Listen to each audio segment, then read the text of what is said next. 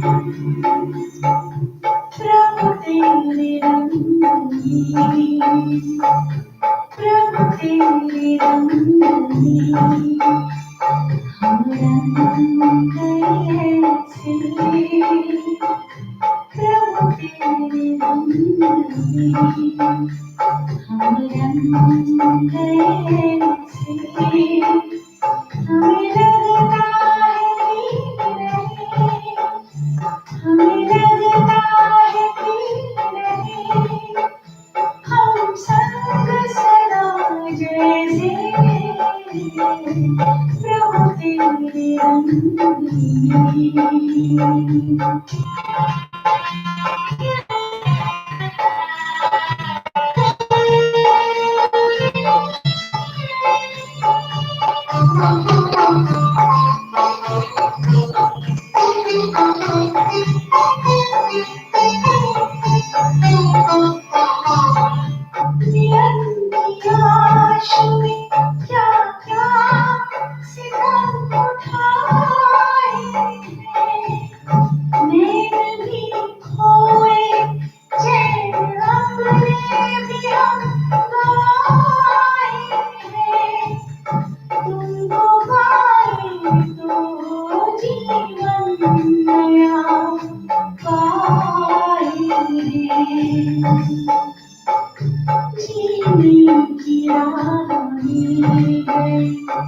प्रभु हमें कैसे, हमें लगता है कि नहीं, हमें लगता है कि नहीं, हम संग सदा जैसे, प्रभु तेरे रंगी।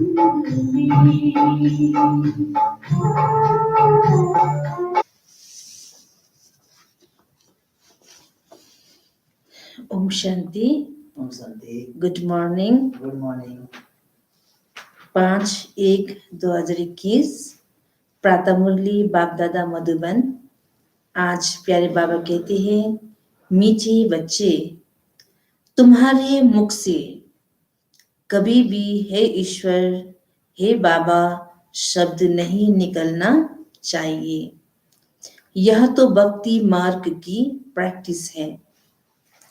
आज प्रश्न में बाबा पूछते हैं, तुम बच्चे सफेद ड्रेस पसंद क्यों करते हो? यह किस बात का प्रतीक है? उत्तर, अभी तुम इस पुरानी दुनिया से जीते जी मर चुके हो, इसलिए तुम्हें सफेद ड्रेस पसंद है। यह सफेद ड्रेस मौत को सिद्ध करता है। जब कोई मरता है तो उस पर भी सफेद कपड़ा डालते हैं। तुम बच्चे भी अभी मरजीवा बने हो। ओम शांति। रूहानी बाप बैठ बच्चों को समझाते हैं। रूहानी अक्षर न कहा, सिर्फ बाप कहे तो भी ठीक है। बाप बैठ बच्चों को समझाते हैं। सब अपने को भाई भाई तो कहते ही हैं, तो बाप बैठ समझाते हैं बच्चों को। सभी को तो नहीं समझाते होंगे, सब अपने को भाई भाई कहते ही हैं। गीता में लिखा हुआ है भगवानुवाच। अब भगवानुवाच किसके प्रति? भगवान के हैं सब बच्चे।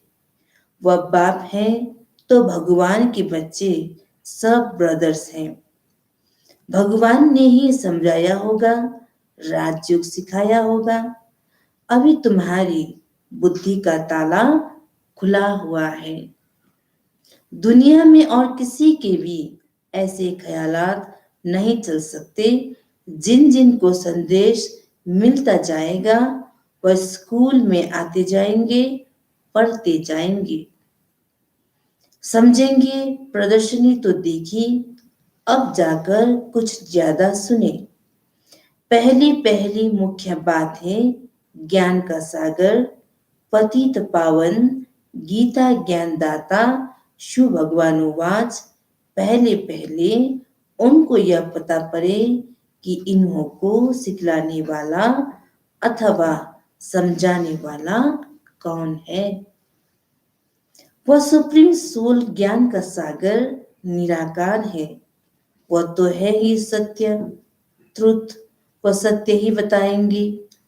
फिर उसमें और कोई प्रश्न उठ नहीं सकता। पहले पहले तो इस पर समझाना है हमको। परमपिता परमात्मा ब्रह्मा द्वारा राजयोग सिखलाते हैं। यह रजाई पथ है जिसको निश्चय हो जाएगा कि जो सबका बाप है वो पारलौकिक बाप बैठ समझाते हैं, वही सबसे बड़ी अथॉरिटी है। तो फिर दूसरा कोई प्रश्न उठ ही नहीं सकता। वह है पतित पावन।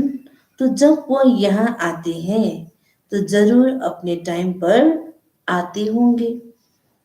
तुम देखते भी हो, यह वही महाभारत लड़ाई है। विनाश के बाद फिर वॉइसलेस दुनिया होनी है। यह है विश्व दुनिया। यह मनुष्य नहीं जानते कि भारत ही वॉइसलेस था। कुछ भी बुद्धि चलती नहीं। गॉडरेज का ताला लगा हुआ है। उसकी चाबी एक बाप के पास ही है। इसलिए उनको ही ज्ञानदाता, दिव्य चक्षु विधाता कहा जाता है। ज्ञान का तीसरा नेत्र देते हैं। यह किसको पता नहीं है कि तुमको पढ़ाने वाला कौन है। दादा समझ लेते हैं, सब टीका करते हैं, कुछ ना कुछ बोलते हैं। इसलिए पहली पहली बात ही यह समझाओ। इसमें लिखा हुआ भी है, शिव भगवान वाच। वह तो है ही ट्रुथ। बाप समझाते हैं, मैं पतित पावन शिव हूं। मैं परम धाम से आया हूं इन शालीग्रामों को पराने। बाप है ही नॉलेजफुल। सृष्टि के आदि मध्य अंत का राज समझाते हैं। यह शिक्षा अभी तुमको ही बेहद के बाप से मिल रही है। वही सृष्टि के रचयिता है। पतित सृष्टि को पावन बनाने वाले हैं। बुलाते भी हैं, हे पतित पावन आओ। तो पहले पहले उसका ही परिचय देना है। उस परमपिता परमात्मा के साथ आपका क्या संबंध है? वह है ही सत्य। नर से नारायण बनने की सत्य नॉलेज देते हैं। बच्चे जानते हैं बाप सत्य है। बाप भी सचखंड बनाते हैं। तुम नर से नारायण बनने यहाँ आते हो। बैरिस्टर पास जाएंगे तो समझेंगे हम बैरिस्टर बनने आए हैं। अभी तुमको निश्चय है कि हमें भगवान पढ़ाते हैं।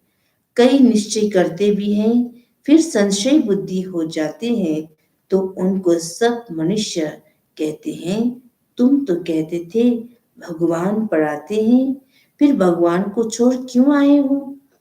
संशय आने से ही भागंती हो जाते हैं। कोई ना कोई विकर्म करते हैं। भगवान वाच काम महाशत्रु है।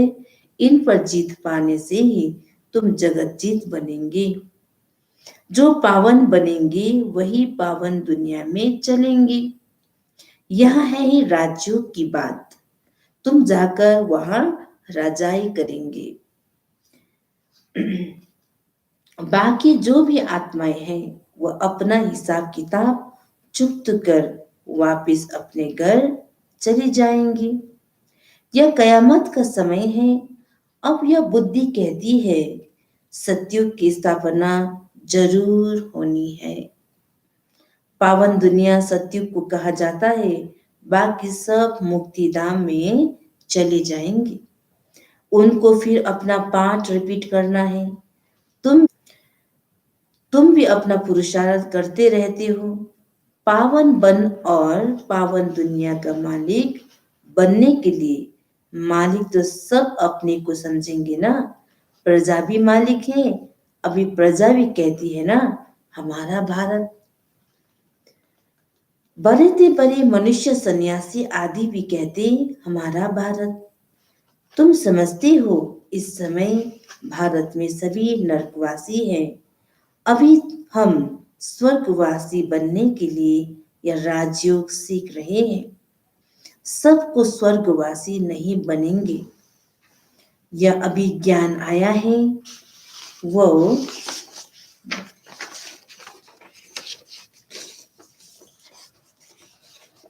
वो लोग जो सुनाते हैं, शास्त्र सुनाते हैं, वह है शास्त्रों की अथॉरिटी। बाप कहते हैं यह भक्ति मार्ग के वेद शास्त्र आदि सब पढ़ने से सीढ़ी नीचे उतरते जाते हैं। यह सब है भक्ति मार्ग। बाप कहते हैं जब भक्ति मार्ग पूरा होगा तब ही मैं आऊंगा। मुझे ही आकर सब भक्तों को भक्ति का फल देना है। मेजोरिटी तो भक्तों की है। सब पुकारते रहते हैं ना, हे गॉड फादर। भक्तों के मुख से ओ गॉड फादर, हे भगवान जरूर निकलेगा। अब भक्ति और ज्ञान में तो फर्क है। तुम्हारे मुख से कभी हे ईश्वर, हे भगवान यह अक्षर नहीं निकलेंगे। मनुष्य को तो यह आधा कल्प की प्रैक्टिस पड़ी हुई है। तुम जानते हो वो तो हमारा बाप है। तुमको हे बाबा थोड़े करना है। बाप से तो तुमको वर्षा लेना है। पहले तो यह निश्चय है हम बाप से वर्षा लेते हैं। बाप बच्चों को वर्षा लेने का अधिकारी बनाते हैं। यह तो सच्चा बाप है ना। बाप चाहते हैं यह हमारे बच्चे हैं जिन्हों को हम ज्ञान अमृत पिलाए, ज्ञान चिता पर बिठाए, घोर नींद से जगाए, स्वर्ग में ले जाता हूं। बाप ने समझाया है आत्माएं वहां शांतिधाम और सुखधाम में रहती है। सुखधाम को कहा जाता है वाइसलेस वर्ल्ड, संपूर्ण निर्विकारी देवताएं है ना, और वह है स्वीट होम। तुम जान गए हो कि हमारा होम वह है। हम एक्टर्स उस शांति धाम से आते हैं यहाँ पाठ बजाने। हम आत्माएं यहाँ के रहवासी नहीं हैं। वह एक्टर्स यहाँ के रहवासी होते हैं। सिर्फ घर से आकर ड्रेस बदलकर पाठ बजाते हैं। तुम तो समझते हो हमारा घर शांति धाम है। वहां हम फिर वापस जाते हैं। सब जब सभी एक्टर्स स्टेज पर आ जाते हैं तब फिर बाप आकर सभी को ले जाएंगे। इसलिए उनको लिबरेटर गाइड भी कहा जाता है। दुख हरता सुख करता है तो इतने सब मनुष्य कहाँ जाएंगे? विचार करो। पतित पावन को बुलाते हैं किस लिए? अपनी मौत के लिए। दुख की दुनिया में रहने नहीं चाहते, इसलिए कहते हैं घर चलो। यह सब मुक्ति को ही मानने वाले हैं। भारत का प्राचीन राजयोग भी कितना मशहूर है। विलायत में भी जाते हैं प्राचीन राजयोग सिखलाने। वास्तव में हठयोगी तो राजयोग जानते ही नहीं। उन्हों का योग ही रॉन्ग है। इसलिए तुम्हें जाकर सच्चा राजयोग सिखाना है। मनुष्य को सन्यासियों की कंपनी देख उन्हों को कितना मनुष्यों को सन्यासियों की कफनी देख उन्हों को कितना मान देते हैं। बौद्ध धर्म में भी सन्यासियों को कफनी पहनी हुई देख उनको मानते हैं। सन्यासी तो बाद में होते हैं। बौद्ध धर्म में भी शुरू में कोई सन्यासी नहीं होते हैं। जब पाप बढ़ता है बौद्ध धर्म में तब सन्यास धर्म स्थापना होता है। शुरू में तो वह आत्माएं ऊपर से आती है, उनकी संख्या आती है। शुरू में सन्यास सिखलाकर क्या करेंगे? सन्यास होता है बाद में। या भी यहाँ से कॉपी करते हैं। क्रिश्चियन ने भी बहुत है जो सन्यासियों का मान रखते हैं। कफनी की जो पहरवाइश है वो हठयोगियों की है। कफनी की जो पहरवाइश है वो हठयोगियों की हैं। तुमको तो घर बार छोड़ना नहीं है, ना कोई सफेद कपड़े का बंधन है, परंतु सफेद अच्छा है। तुम बच्ची में रहे हो तो ड्रेस भी यह हो गई है। आजकल सफेद बहुत पसंद करते हैं। मनुष्य मरते हैं तो भी सफेद चादर डालते हैं। तुम भी अभी मर्जीवा बने हो तो सफेद ड्रेस अच्छी है।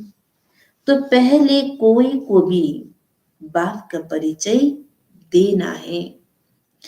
दो बाप है, या बातें समझने में टाइम लेते हैं। प्रदर्शनी में इतना समझा नहीं सकेंगे। सतयुग में होता है एक बाप। इस समय तुमको तीन बाप है, क्योंकि भगवान आते हैं प्रजापिता ब्रह्मा के तन में। वह भी तो बाप है सबका। लौकिक बाप भी है। अच्छा, अब तीनों बाप से ऊंच वर्षा किसका? निराकार बाप वर्षा कैसे दे?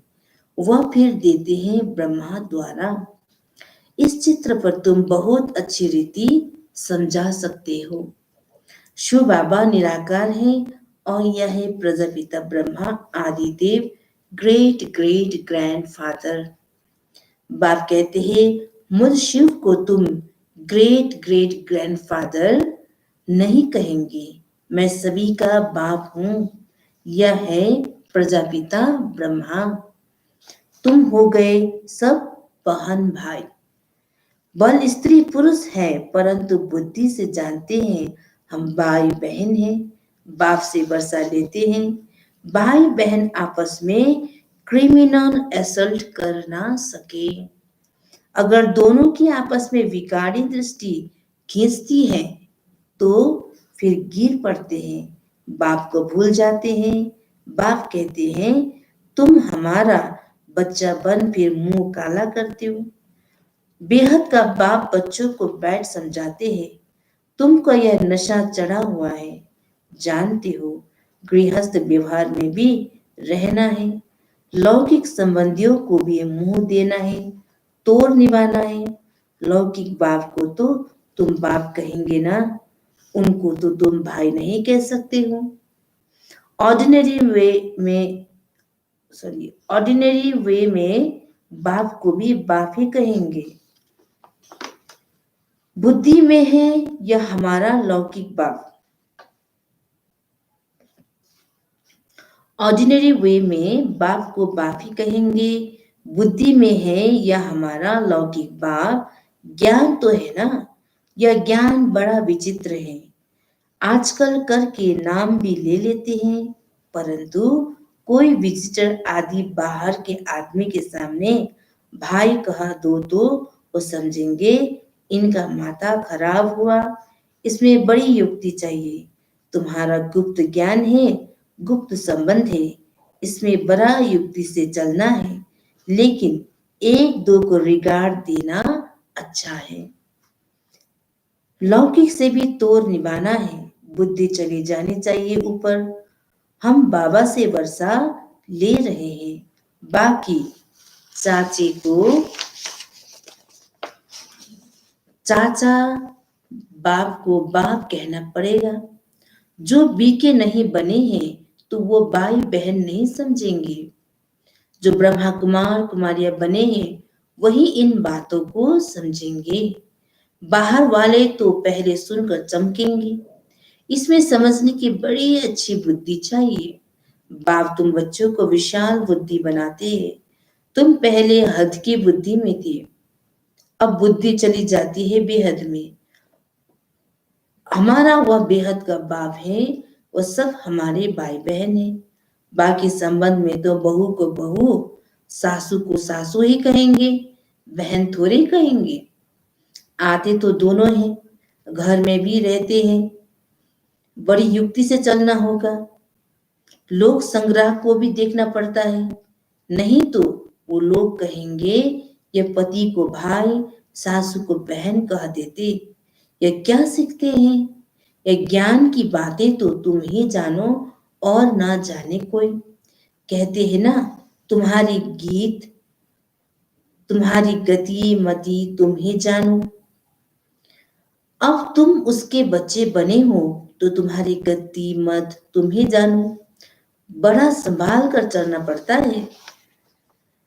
कहाँ कोई मुझे नहीं, तो प्रदर्शनी में भी तुम बच्चों को पहले पहले यह समझाना है कि हमको पढ़ाने वाला भगवान है।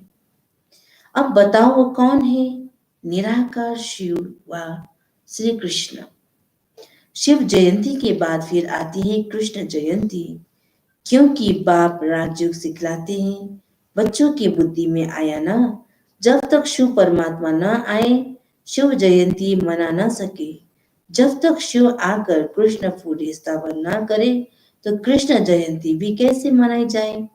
कृष्ण का जन्म तो मनाते हैं, परंतु समझते तो नहीं है। कृष्ण प्रिंस था तो जरूर सतयुग में प्रिंस होगा ना। देवी देवताओं की राजधानी होगी, सिर्फ एक कृष्ण को तो बात सही नहीं मिली होगी। जरूर कृष्णपुरी होगी ना। कहते भी हैं कृष्णपुरी, और यह है कंसपुरी। कंसपुरी खत्म हुई फिर कृष्णपुरी स्थापन हुई ना। होती भारत में ही है, नई दुनिया में थोड़ी यह कंस आदि हो सकते हैं। कंसपुरी कहा जाता है कलयुग को। यहाँ तो देखो कितने मनुष्य हैं। सतयुग में थोड़े होते हैं। देवताओं ने कोई लड़ाई नहीं की। कृष्णपुरी कहो अथवा विष्णुपुरी कहो, दैवी संप्रदाय कहो, आसुरी संप्रदाय यहाँ है। बाकी ना देवताओं और असुरों की लड़ाई हुई, ना कौरवों पांडवों की हुई है। तुम रावण पर जीत पाते हो। बाप कहते हैं इन 5 विकारों पर जीत पहनो तो तुम जगत जीत बन जाएंगे। इसमें कोई लड़ना नहीं है। लड़ने का नाम ले तो हिंसा हो जाए।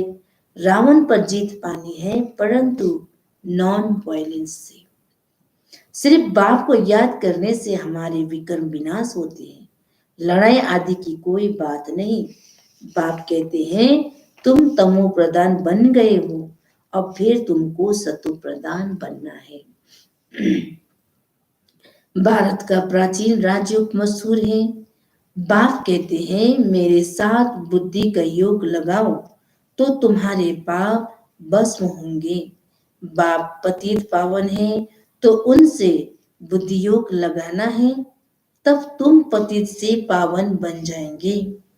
अब प्रैक्टिकल में तुम उनके साथ योग लगा रहे हो, इसमें लड़ाई की कोई बात नहीं है। जो अच्छी रीति पढ़ेंगे और बाप के साथ योग लगाएंगे वही बाप से वर्षा पाएंगे। अच्छा, मीठे मीठे सिकिल दे बच्चों प्रति माता पिता बाप दादा का याद प्यार और गुड मॉर्निंग। रूहानी बाप की रूहानी बच्चों को नमस्ते। हम रूहानी बच्चों की रूहानी बाप दादा को याद प्यार, गुड मॉर्निंग और नमस्ते नमस्ते। धारणा के लिए मुख्य सार है आज। सबसे पहला, भाई भाई की दृष्टि का अभ्यास करते हुए लौकिक बंधनों से तोड़ निभाना है। बड़ी युक्ति से चलना है। विकारी दृष्टि बिल्कुल नहीं जानी चाहिए। कयामत के समय संपूर्ण पावन बनना है।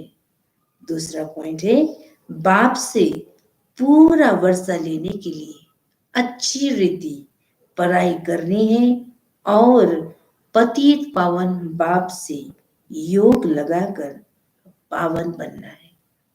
वरदान, कमजोरियों को फुल स्टॉप देकर अपने संपन्न स्वरूप को प्रख्यात करने वाले साक्षात्कार मूर्त भव। विश्व आपके कल्प पहले वाले संपन्न स्वरूप पूज्य स्वरूप का सिमरन कर रही है। इसलिए अब अपने संपन्न स्वरूप को प्रैक्टिकल में प्रख्यात करो। बीती हुई कमजोरियों को फुल स्टॉप लगाओ।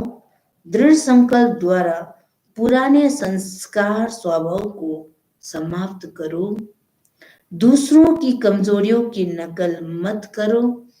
अवगुण धारण करने वाली बुद्धि का नाश करो।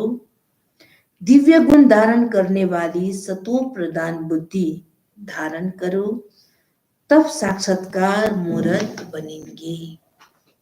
तो आज का स्लोगन है, अपने अनादि और आदि गुणों को स्मृति में रख अपने स्वरूप में लाओ। अच्छा, ओम शांति। ओम शांति।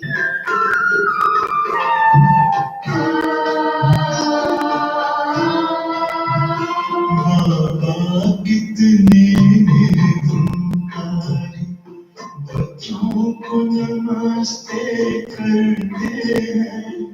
बाबा कितने निर्गुणकारी, बच्चों को नमस्ते करते हैं। सारा जग जिनको याद करे, सारा जग जिनको याद करे, वे यहाँ